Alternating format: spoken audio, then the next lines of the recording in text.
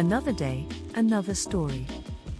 Barcode tech was first patented in 1949, but engineers came up with the UPC code in the 1970s to answer a need for better efficiency in grocery stores. On June 26, 1974, a checkout employee at a Marsh supermarket in Troy, Ohio became the first person to scan a grocery item, a pack of Wrigley's Juicy Fruit chewing gum, using a Universal Product Code, UPC. Better known as a barcode, UPCs soon became ubiquitous, used everywhere from grocery and retail stores to hospitals and Mars rovers. Welcome to Tabo Eminent Channel. The innovation arose as a way to solve the manual, time-consuming processes that plagued grocery stores, but it transcended its original purpose, changing not only the way people shop but also how they share information. Paul V. McEnroe, who led the team that created the barcode, expected the invention to take off but says he couldn't have imagined its long-lasting impact. "We didn't have a real feel that it would be as big as it was for as long as it was," he says. The bullseye barcode, conceived at a beach while the UPC code launched in 1974, it was not the first attempt to create a system that could identify and classify products and get shoppers through checkout lines more efficiently. Back in 1949, Norman Joseph Woodland and Bernard Silver filed a patent application for a classifying apparatus and method. Known as the bullseye code, their invention featured concentric circles.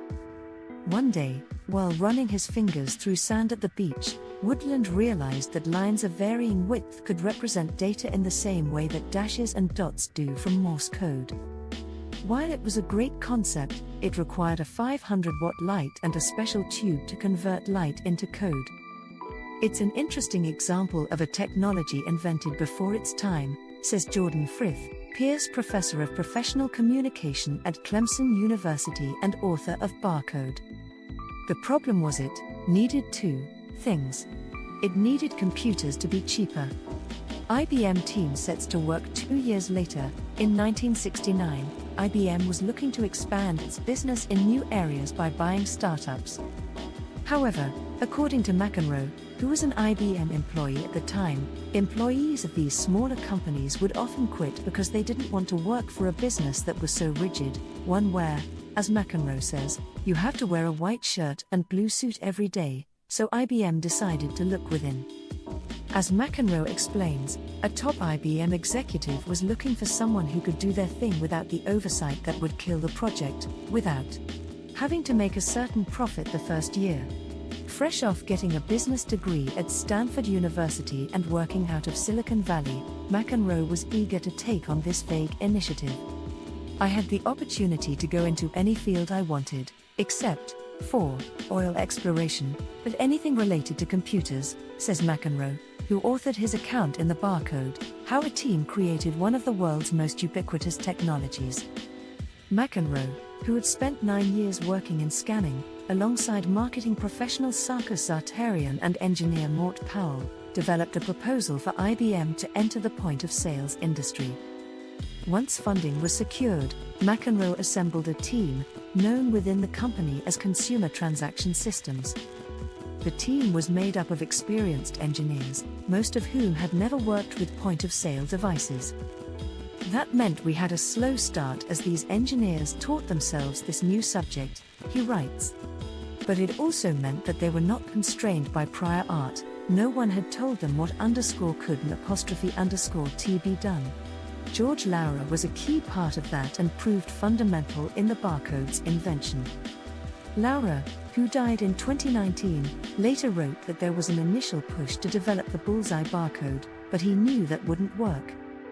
"It was obvious to me that that approach would never satisfy all the requirements over the long run," he wrote. Instead, he pushed for linear bars and an X on the scanning window. With a simple X, linear bars could be read no matter how they were oriented in the scan window, he wrote. Grocery industry solicits proposals in 1970. The National Association of Food Chains, NAFC, created a committee to determine if item identification was viable. The IBM team completed a version of their UPC code in 1971 and submitted their design when the committee asked for proposals in 1972. There were 7 finalists, including the code Woodland and Silver had devised on a beach decades prior. The Radio Corporation of America, RCA, owned the patent at that point and submitted a proposal using the Bullseye code. However, as the IBM team knew, it posed issues. Anytime you have a circle of lines as opposed to straight bars, the circles, by the fact that they have to go all the way around and you have so many of them, they take up more space. And it's very hard to control from a printing point of view, McEnroe says, explaining printers would often spit out the round code smudged at the edges. Woodland had even called McEnroe to let him know that he didn't want the Bullseye code to win. At the time, Woodland was working for IBM in New York and offered to join the Consumer Transaction Systems team. He came to Raleigh, and he greatly supported us in getting our code selected, McEnroe says. As the committee continued to deliberate, the IBM team continued to innovate on its design to make it more precise. McEnroe proposed that the committee use new modifications it had made and claim the code as its own. Eventually, that's what the committee did, and the UPC code was ready to launch. A rocky UPC rollout. The IBM team created hardware and software that made the barcode possible. However, when it came to rolling out the technology, there were a few challenges. The IBM team had to hire a company to prove that the laser scanners wouldn't harm people. Also, when McEnroe sent engineers to a store in Tysons Corner, Virginia to debut the technology, labor union picketers, who worried UPCs would lead to job losses, didn't let them inside. There was also Carol Tucker Foreman, executive director of the Consumer Federation of America, who wanted to preserve individual item pricing because she argued that it took away consumers' ability to shop comparatively. Carol Tucker Foreman almost immediately began a nationwide battle against barcode adoption, Frith says. There were Senate hearings. She held town halls. She did debates. 18 states, as I counted at the time, passed laws against using the scanner in the store without removing the prices, McEnroe says. In other words, they would let you use a scanner, but they would not let you remove the price from the item. And, of course, removing the price from the item was one of the big cost advantages that the supermarkets were using to pay for the equipment in the first place.